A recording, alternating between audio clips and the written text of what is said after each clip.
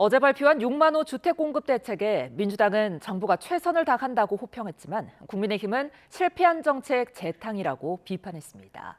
한동훈 전 대표를 제명한 국민의힘 지도부는 이해찬 전 국무총리 조문을 시작으로 정상화 시동을 걸었고 추모 기간 마무리에 접어든 민주당 안팎에선 내홍 조짐이 재발화하고 있는데요. 국회 취재기자 연결합니다. 강민경 기자. 네, 국회에 나와 있습니다. 네, 먼저 용산, 과천, 성남 등 수도권에 6만 가구를 공급한다는 어제 국토부의 주택 대책에 대한 반응부터 짚어볼까요? 네, 민주당은 정부가 최선을 다하고 있다는 데 의미를 부여했습니다. 지도부 한 관계자는 통화에서 수도권에 공급할 택지가 없었을 텐데도 도심에 6만 호를 공급하기로 한 데서 노력이 엿보인다고 평가했습니다. 물론 수요 심리를 억누르기에는 부족해 보인다는 지적도 조심스럽게 제기되는 게 사실인데요. 당일각에선 그 책임을 민간 공급에만 치중하는 오세훈 서울시장에 돌리려는 기류가 감지됩니다. 박주민 의원의 발언 들어보겠습니다.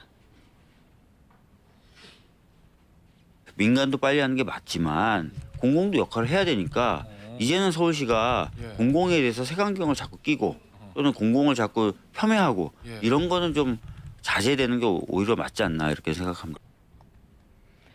민주당 다른 관계자는 통화에서 정부가 재건축, 재개발 대책도 곧 발표한다고 하니 기다려보자고 했는데 아직 불안한 주택시장 심리를 안정화하려는 노력으로 해석됩니다. 국민의힘은 정부가 실패한 정책을 되풀이하는 전형적인 좌파식 땜질 처방을 한다며 맹폭을 시작했습니다. 송원석 원내대표는 아침 회의에서 공급 시기가 너무 늦고 청년 신혼부부 공급이란 목표와 현실이 맞지 않는 현금 부자에게만 유리한 대책이라고 꼬집었습니다. 정점식 정책위 의장은 부시 영끌 대책으로는 시장 불안을 잠재울 수 없다고 쏘아붙였고 김문희의 원내 정책수석 부대표는 부동산계의 유통기한 지난 냉동식품 같다는 신랄한 평가를 내놓았습니다. 국민의힘은 규제 완화 그리고 민간 개발이야말로 해법이라고 주장하는데 직접 들어보겠습니다. 가장 빠르고 좋은 해법은 규제 완화를 통한 민간 주도의 재건축, 재개발, 주택 공급 정상화입니다. 도심의 빌라단지 재개발을 가로막는 규제를 풀고 용적률 상향 등으로 사업성을 회복하도록 해야 합니다. 네, 전국 상황도 짚어보죠. 한동훈 전 대표를 제명한 국민의힘 장동혁 대표, 오늘은 이해찬 전 총리 조문을 갔다고요? 네, 장동혁 지도부는 조금 전인 11시 이해찬 전 총리 빈소가 마련된 서울대병원 장례식장을 다녀갔습니다. 조문 시간은 짧았지만 정 총리 대표는 장동혁 대표의 건강을 걱정한다며 애도의 감사를 표했고요. 이에 장 대표는 조금 더 나은 정치로 나아가자고 화답하며 모처럼 훈훈한 분위기를 연출했습니다.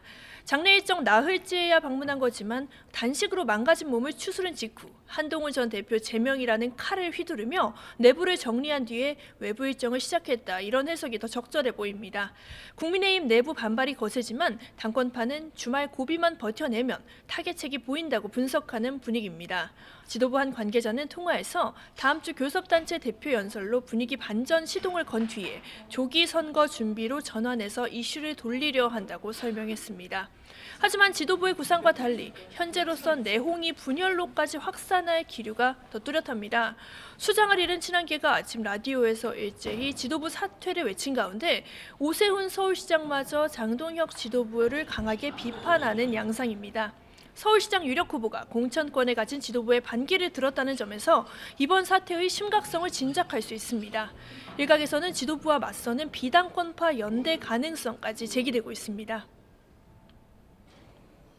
추모주기 막바지에 다다른 민주당 상황도 짚어보죠. 역시 내부 갈등이 완전히 꺼지진 않았죠?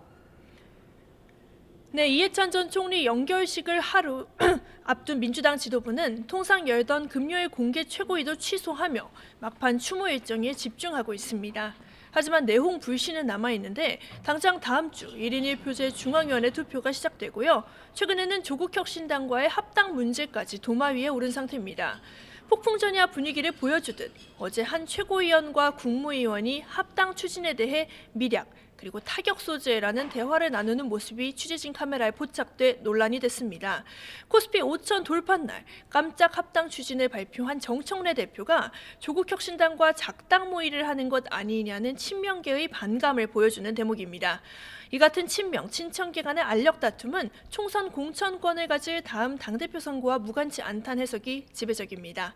추모 기간 나란히 상주석을 지킨 차기 유력 당권주자 정청래 대표와 김민석 국무총리의 거리가 어떻게 변할지가 향후 관전 포인트가 될 전망입니다. 지금까지 국회에서 YTN 강민경입니다.